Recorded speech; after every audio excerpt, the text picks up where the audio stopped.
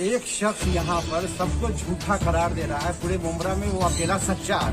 तो सारे मुंब्रा को ये बताना चाहते हो कि अकेले तुम सच्चे और सारे के सारे झूठे लोग हैं। और ये जो धमकियां देना है ना, पर्सनल जो आ जाते हो ना तुम लोग, ये पर्सनल देना छोड़ दो तुम, ये धमकियां, ठीक है? ये तुम्हारी जागीर नहीं है। समझे? एक तो ये कि कुछ इल्म हासिल कर लो। इल्म हासिल करने का वक्त जो है ना कुछ नहीं होता है। अगर साहब कहने का इतनी शौक है ना तुमको, है ये साहब वर्ड जो है ना, जो अपने से स्टेटस से बहुत लो होते हैं। जनरली आम तौर से पहले जमाने में साहब बोलने वाले ये प्यून होते थे। समझे? ये प्यून अपने से बड़े। अरे तुम अपने मुंब्रा के बच्चों को क्या मैसेज देना चाह रहे हो साहब कर करके? ये आने वाली नस्ल भी साहब करे? अरे तुम्हारे अंदर अगर सलाहियत है तो अपने इल्म को अभी भी वक्त है तुम्हारे पास। पढ़ो लिखो और खुद साहब बनो और आने वाली जनरेशन को भी साहब बना के रखो। ठीक है? ये सब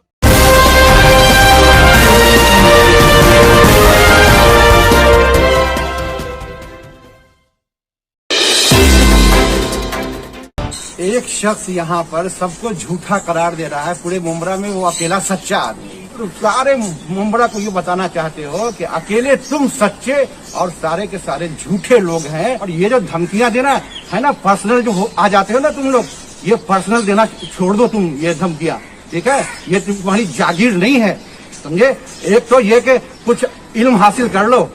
इल्म हासिल करने का वक्त जो है ना कुछ नहीं होता है। अगर साहब कहने का इतनी शौक है ना तुमको, है ये साहब वर्ड जो है ना, जो अपने से स्टेटस से बहुत लो होते हैं। जनरली आम तौर से पहले जमाने में साहब बोलने वाले ये प्यून होते थे। समझे? ये प्यून अपने से बड़े। अरे तुम अपने मुंब्रा के बच्चों को क्या मैसेज देना चाह रहे हो साहब कर करके? कि आने वाली नस्ल भी साहब करे? अरे तुम्हारे अंदर अगर सलाहियत है तो अपने इल्म को अभी भी वक्त है तुम्हारे पास। पढ़ो लिखो और खुद साहब बनो और आने वाली जनरेशन को भी साहब बना के रखो। ठीक है? ये सब साहब का अंधभक्ति तुम्हारी बहुत हो गई है। ठीक है? अब हम लोग बर्दाश्त इसको नहीं करेंगे। हमें तो और दीन इस्लाम मत लाओ। अपने खुद देखो, तुम्हारे पर पता नहीं कौन सा क्रीम लगाते हैं। आज तक तो तुमको अल्लाह के रसूल सल्लल्लाहु अलैहि वसल्लम की दाढ़ी नजर नहीं आई। अरे जितनी अंधभक्ति तुमको दूसरे की लगती है ना, उतना अल्लाह के रसूल सल्लल्लाहु अलैहि वसल्लम की लगी होती तो तुम क्या से क्या अभी जितने उनके खिलाफ, अल्लाह के रसूल सल्लल्लाहु अलैहि वसल्लम के खिलाफ हो रहा है, तो तुम कहाँ से क्या कर गुजरते? तुमको किसी और की फिक्र है। जितना बार तुम साहब माननीय आदरणीय, अरे इतने तो तुम अल्लाह का नाम ले लिए होते ना, ला इलाहा इल्लल्लाह का विर्द कर लिए होते, तुम्हारा ईमान दुनिया आखिरत बन गई होती तुम्हारी, है?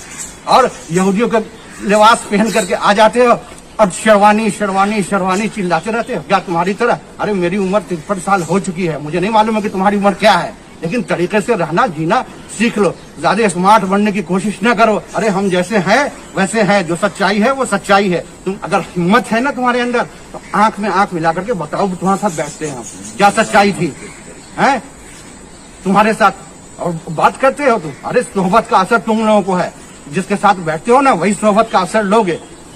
अल्लाह के रसूल सल्लल्लाहु अलैहि वसल्लम ने फरमाया कि जानवर तक का असर पड़ता है इंसान के ऊपर। अल्लाह के रसूल फरमाया कि अगर कोई इंसान शेर और चीते के खाल के ऊपर बैठता है ना तो उसके अंदर दरिंदगी की सिफात पैदा हो जाती है। एक जानवर का भी असर इंसान के ऊपर पड़ता है। तो सोचो कि तुम कैसे लोगों के साथ रहते हो कि तुम्हारे ऊपर कैसे ऐसे असरात पड़े होंगे। और तुम आज उठते हो अचानक दूसरे को झूठा और दीन का हवाला देने लगते हो, लंबी झाड़ने लगते हो, जैसे लग रहा है कि सबसे बड़े खलीफा तुम ही हो मुंब्रा के।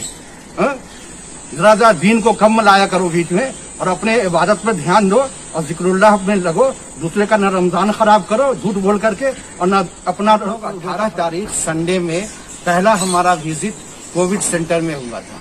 वहाँ शारमीन मैडम थी, उनसे पहली मुलाकात मेरी हुई थी और सारी बात हुई थी कि आप यहाँ पर क्या क्या है। तो उन्होंने कहा मेरे सारी इंतजाम एकदम पुख्ता है और हमारे पास 2000 रेमडेसिविर की जो है वो डोज पड़ी हुई है, एकदम स्टॉक में है हमारे पास।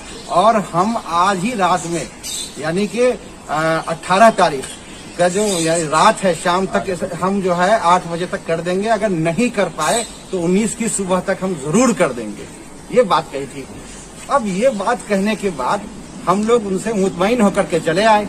फिर हम 19 तारीख को ठीक तकरीबन 1:30 बजे के आसपास हम फिर दोबारा मुआयना करने गए, क्योंकि मुझे बहुत सारे पेशेंट का फोन आ रहा था कि हम लोग को पैसे नहीं है उनके पास, है उनको शिफ्ट करना है कहीं दूसरे हॉस्पिटलों से।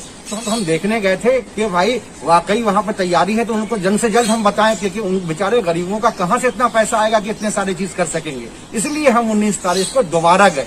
जब हम वहां पर गए तो हमने ये देखा कि सिक्योरिटी गार्ड से पूछा तो उसने कहा यहाँ कोई नहीं है, ठीक है। फिर उसके बाद हम लोग जो उनका जो एक अलग से वो वार्ड बनाए हुए थे जहां पर वो कुछ पेशेंट को रखे हुए थे, ऐसे वालों को जिसको यानी क्वारंटाइन कह सकते हैं कि क्वारंटाइन वाले जो पेशेंट थे वहां रखे हुए थे।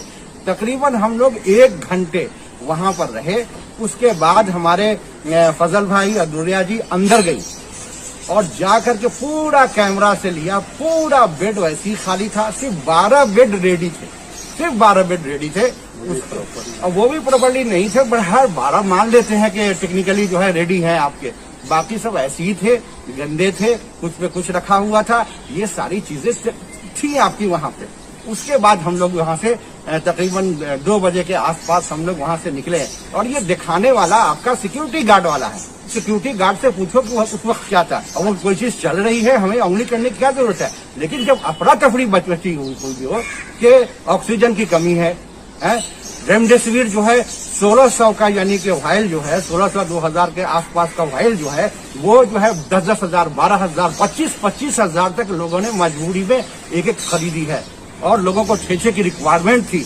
तो ऐसे सिचुएशन में इतने फोन हमको आ रहे थे तो बार बार कहते हैं कि आप क्यों नहीं आए और क्यों नहीं किया। आपको लोगों ने बिठाया है, उसके लिए रिस्पॉन्सिबिलिटी दी है, उसके लिए आपको पब्लिक मनी से पेमेंट दिया जा रहा है, तो ये आपका काम है। लेकिन आपके लिए for your kind information mister, ये जान लो कि उस दिन जिस दिन बात था जाके निजाम से बात करो। मेरी बात 3 बार हुई है, समझे, मेरे उसमें रिकॉर्ड है, 3 बार लगाया है। निजाम से मेरी बात हुई है। आप जो कह रहे हैं ना कि हमने ऑक्सीजन का ये किया वो किया, हमने यहाँ तक उनसे बात की और बात करने के बाद एक डॉक्टर से कराया कि भाई जल्द से जल्द इनको ऑक्सीजन दो। 11:40 के आसपास उनसे बात हो गई थी कि भैया हमारे पास 13 kg वाला जो है ऑक्सीजन में तुमको जल्द से जल्द अभी दिला देते हैं 1 घंटे के अंदर अंदर। उन्होंने कहा निजाम साहब ने कि साहब हमको वो वाला नहीं चलेगा, हमको जम्बो चलेगा। तो जम्बो हमारे अख्तियार में नहीं है, वो तो गवर्नमेंट जो है वो उनका काम है। हमारे पास जितना हो सकता था हम उस वक्त हम भी जगे हुए थे और बहुत देर रात तक हम जगे हुए थे और सारे सिचुएशन को हम भी देख रहे थे। और आप लोग वहाँ जो चल रहा था वो सारे का पल पल की खबर मुझे भी थी। लेकिन आप जो ये नौटंकी करते हो, जाते हो बाद में स्टार्ट करवाते हो जल्दी जल्दी में और बाद में कह देते हो देखिए सब स्टार्ट सब जगह मौजूद है, यहाँ पर सारी चीजें लगी हुई है। ये नौटंकी करना छोड़ दो, ठीक है। ये नौटंकी तुम लोग बंद कर दो जितना जल्द हो सके।